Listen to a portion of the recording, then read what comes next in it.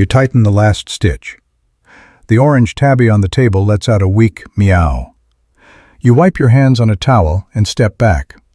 The cat's owner, an old man with shaking hands, looks at you like you just performed a miracle. "Will she be okay?" he asks. You nod. "She'll be chasing mice again in a week." The man exhales in relief and gently scoops the cat into a carrier. He presses a folded check into your hand. "Thank you for staying late." You smile politely. He leaves your clinic and disappears into the quiet street outside. You lock the door behind him and flip the sign to closed. It's past midnight. Another 14-hour shift finished. Your legs ache. Your back feels like it's made of rusted metal. You turn off the lights in the exam room and start cleaning your tools. That's when someone pounds on the door. Not knocking, pounding. You freeze. Another slam rattles the glass.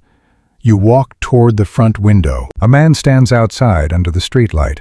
His shirt is soaked with rain, or maybe not rain. He's holding someone. The person in his arms is barely conscious. Their head lolls backward. Blood runs down the man's forearms and drips onto the sidewalk. You open the door halfway. "I'm closed," you say quickly. The hospital is 3 blocks down. The man steps forward, too fast.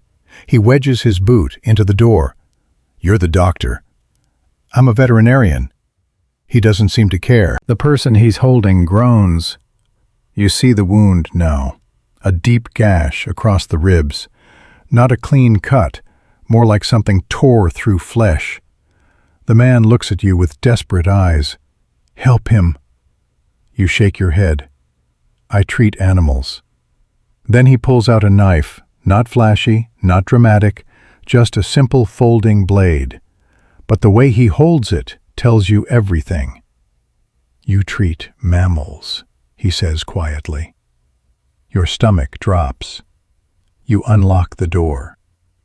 They rush inside. The clinic smells like rain and blood within seconds. You guide the injured man onto the examination table.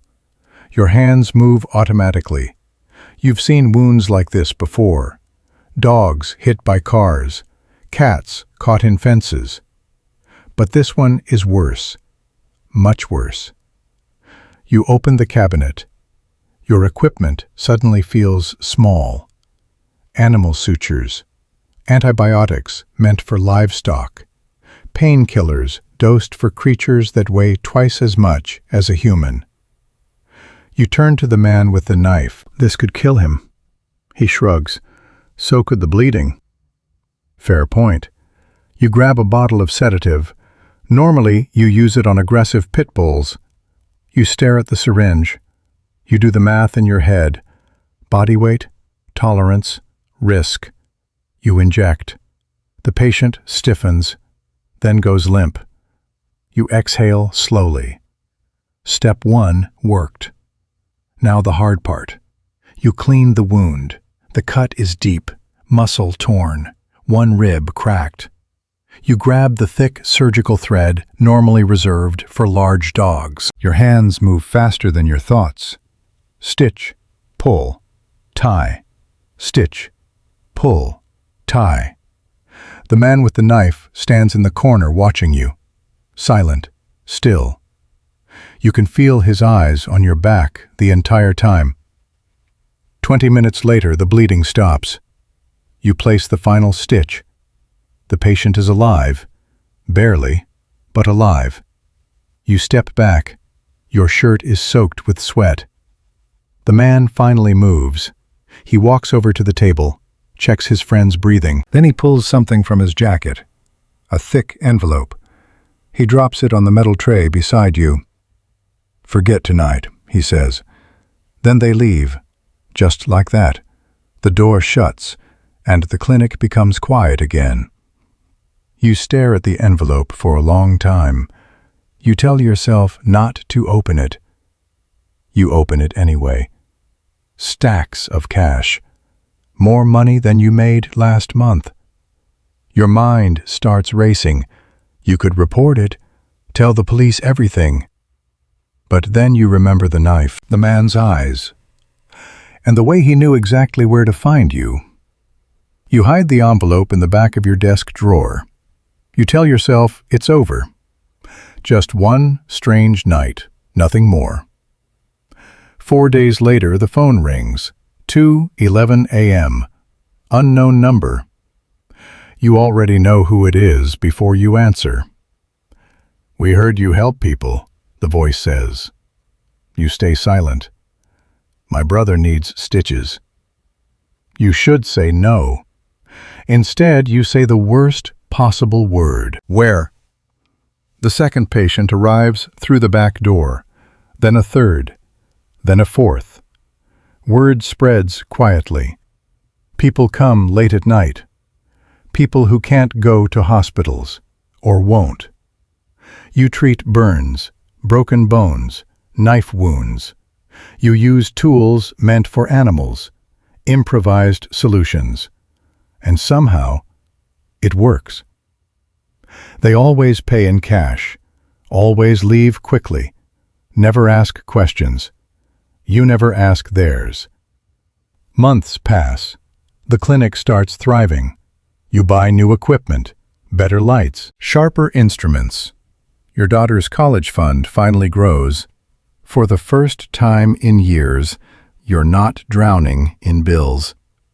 You almost convince yourself you're doing something good, until the van arrives. It happens after a late shift. You step into the parking lot. The black van door slides open. Hands grab you. A hood goes over your head. The world disappears. When the hood comes off, you're in a real operating room. Bright lights, steel tables, machines that cost more than your entire clinic. A man in an expensive suit stands across from you. You're the veterinarian. You don't answer. He gestures toward the operating table. Someone lies there, barely breathing. You recognize him instantly. Everyone does. The most powerful criminal in the city. "You're going to save him," the man says. Your heart pounds. "I can't." You've been saving people for months. With dog equipment. The man smiles slightly. Exactly. They force you to scrub in. Your hands shake. The crime boss is bleeding internally. You've seen this before in animals hit by cars. Same symptoms. Same panic. You look at the suit. "If I do this wrong, he dies." "If you refuse," he says calmly, "so do you." Your hands hover above the scalpel. You think about your daughter, her laugh, her future. You begin. Hours pass. Sweat runs into your eyes. Your back screams. But slowly, the bleeding stops. The damage closes. You stitch the final line. The man survives. You step away from the table. Empty. Completely empty. The suited man nods approvingly. "You'll do." You pull off your gloves. "I'm going home." He presses a button. The doors lock. You hear the heavy seal and gauge. Then the crime boss opens his eyes. He smiles weakly. "You're too useful to leave." You stare at the locked door. Your chest tightens. In the corner of the room you see something waiting.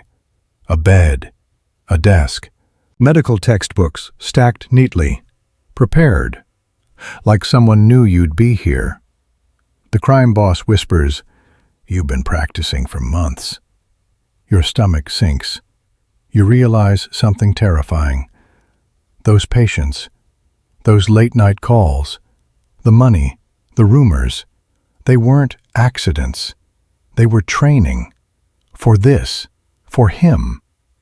You thought you were running a clinic. You weren't. You were being tested. And you just passed.